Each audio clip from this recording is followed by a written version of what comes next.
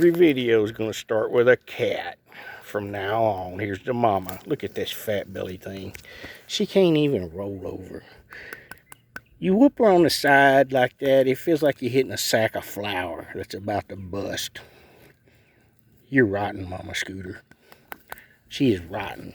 She is a rotten fat pig. She's been like that ever since she's a stray cat, showed up looking like that. It's crazy.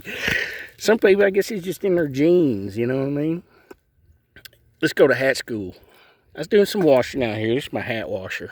This thing's made to slosh in a bucket and wash clothes or whatever. You coming over here, Mama? You better watch it. I'll throw you in this bucket. Wash your fat ass. Arkansas Freight. This is an actual trucker.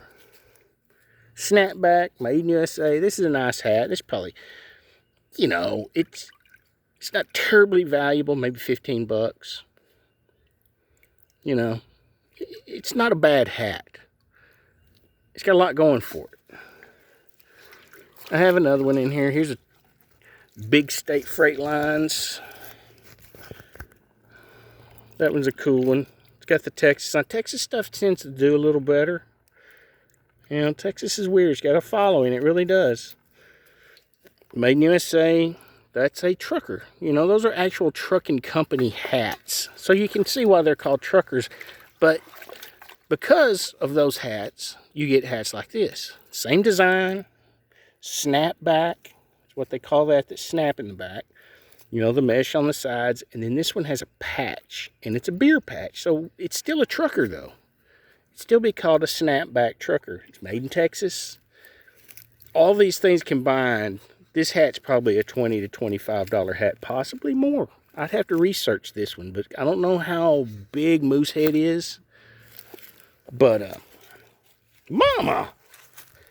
I'll have to rinse these, throw them in their hat forms, and then they go across campus. Come on, Mama Cat, we got a cross campus over here at Golden, Texas Sales. We cross the campus to the drying area.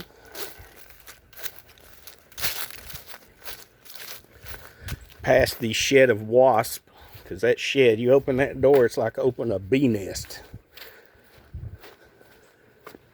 Believe me.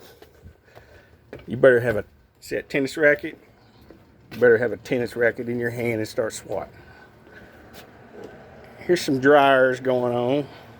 Nice Mavericks. New Era fitted. I washed this one this morning. It come out clean. That'd be called a throwback. Now the sports hats are a whole nother ball game. We're going to keep on the truckers right here. This is like the holy grail of a trucker hat right here. This would be a $35, $40 hat just because it's so iconic. It's almost like the epitome of a trucker hat. The Budweiser patch, very clean, perfect. Got the foam inside of it. It's in good shape. Made in USA. Snapback. The two-tone. I mean, it's just got everything about it. It's just... It's hard to explain exactly how those... The solar's doing awesome today, but how those hats like that hat in particular is so rare. You cannot go anywhere and buy that hat unless you went somewhere literally to a turn you around and talk to you for a minute. You went literally to a vintage clothing store. And not just any. You would have to go to probably a pretty nice one that had some real good vintage clothing. Not just dog shit like at Goodwill or something. I'm talking about a vintage clothing store that specialized in nice vintage clothing. Not shit with holes in it, but shit that was still in nice condition. But vintage. I'm talking about from, say, like 1995 back. Okay? That hat would be in a shop like that and probably have $200 on it. That's no exaggeration whatsoever. Somebody who owns one of those types of shops, maybe in New York City, Los Angeles, Austin, who knows, maybe right here in Dallas. They'll buy that hat for me on eBay for, who knows what, $35, $40, maybe even more. I haven't researched it real thoroughly yet. possibly more, but I'm saying bottom end $35, $40. That hat will sell, and they'll put it in their shop and they'll put $200 on it, and they will sell it because it's rare and it's iconic and it's the real thing.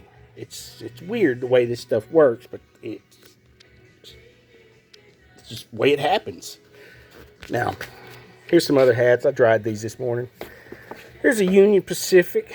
This one's a weird one here too. You always got to keep your eye out for these weird stitch patterns, like these flames, or sometimes you'll see the jagged, they call them shark tooth. These stitch patterns like this, they were popular in the 90s, so this flags this is 90s. So it's vintage. And on top of that, it's Union Pacific Steam. It's not just regular Union Pacific. Now, if it was snapback, if it was made in USA and all that good shit, it'd be worth quite a bit more. But I'm just going to say because of the stitching, the style, and the fact that it's Union Pacific Steam and there are a lot of train nuts out there, that hat will probably go up on eBay for $20 and maybe take 15, but it might actually, some stuff surprises me. I put it on there for $20 and it sells for $20 as soon as I put it on there. So I know I should have went higher. There's my other Grey Goose doodad. You'd be a drunk son of a bitch if you was carrying Grey Goose around in one of these trying to keep it cold, sip on it. I'll tell you what. There's a nice Corona. This Coors ain't worth much. This one I probably give $1 for at a garage sale. I cleaned up good though. You know, you don't list these as new. You list them as like new. It really is like new. It's clean. It's been cleaned well. That'll probably go up for $10. I'll probably take 8 on it. I'll probably give $1 for it. Nice Corona. This is a really nice hat. It's a name brand. This ain't no cheapo hat. It cleaned up beautifully. It's nice bright colors. That's a nice hat. That one is.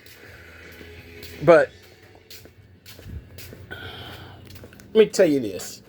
There's a weird, very weird thing with hats especially.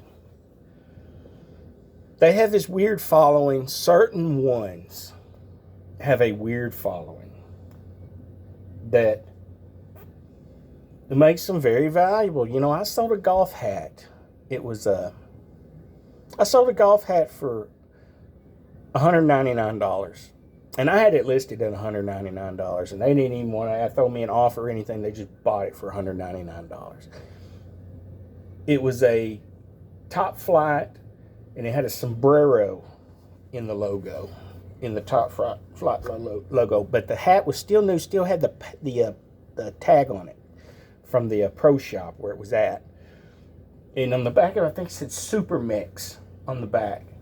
So I kind of just typed Super Mix into Google, started researching a little bit, and I think it was, I'd have to double check. I can't remember who the guy was. It was a Mexican dude. I don't think it was Chichi Rodriguez. That might have been that other guy. I can't even remember his name. Another famous Mexican golfer back in the day. Anyway, that Super Mex Top Flight stuff has a freaking weird following. I know the golf bags. They made Top Flight Super Mex golf bags. They were like 10 grand. It's insane. That's the reason a hat went for $199, and some of them even went for more. I kind of went conservative with my $199. I probably could have put $275 on it or something like that, and then come down to $240 or something like that. You know. Anyway, it just goes to show you, it's all about the following and stuff. And every little thing, you got to kind of research it and dig into it and everything. But I know from experience that Budweiser hat was a beaut. I paid $1 for that hat. I seen the little stain on it and everything, and I told myself as soon as I seen it, I was like, if that stain comes out and that hat cleans up, this is going to be one I'm going to want to sit down and do some digging. It could be worth $30. I know it's worth at least $30-$40, but then again, it could be worth $230. Things actually run that wild of an extreme. Whenever you're talking about vintage clothing, I don't deal with clothing too much. I've sold some. Like I bought this shirt. I was going to sell this on eBay, this Legend of Zelda, and I get I don't even know what the fuck Legend of Zelda is. It's some kind of video game. People compliment me on this shirt all the time. I have no idea.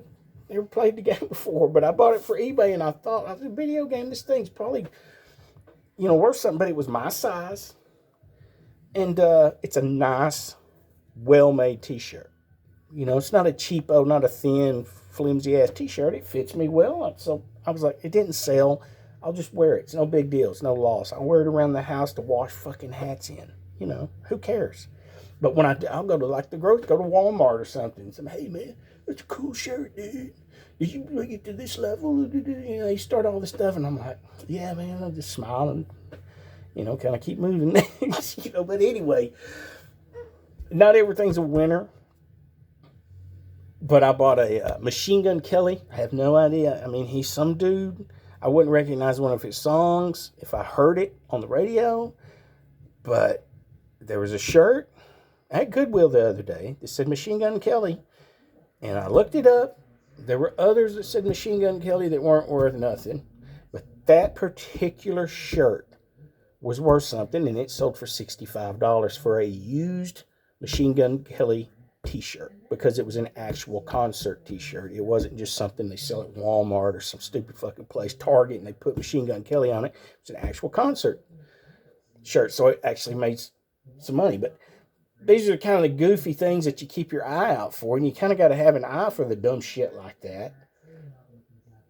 It's stuff that you would never imagine would be worth that kind of money. And by the way, I paid $1 for that Super Mex hat, that top flight with the sombrero on it. I don't think it wasn't Chi Rodriguez. I paid $1 for that hat. Same price I paid for that Budweiser. All my hats are $1. I buy them at Goodwill sometimes for as high as $5 if they're like a Nike with the tag still on it or something, like a running hat or some kind of hiking hat that's got the flaps in the back. Specialized hats, a Columbia hiking hats. These hats are like $25, $30 new. So when you buy them for $5 at Goodwill, you can turn around and sell them for $20 on eBay if they're new and they have the tag still on them and shit. So, anyhow.